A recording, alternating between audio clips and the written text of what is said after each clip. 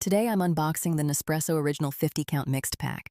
This box includes 5 different blends: Volluto, Roma, Cosi, Tokyo Vivalto, and Arpeggio.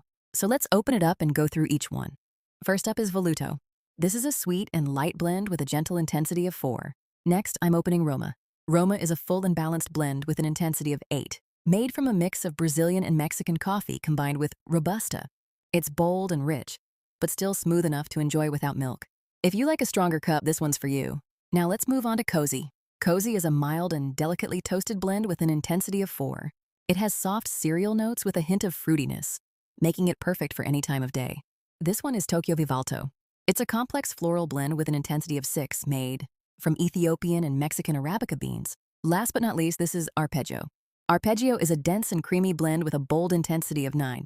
It has deep, roasted notes and a rich crema, ideal if you're craving a strong, intense espresso. And here they are, all 5 together: Volluto, Roma, Cosi, Tokyo Vivalto, and Arpeggio. From light and biscuity to bold and intense, this mixed pack really has something for every coffee mood. Which one would you try first?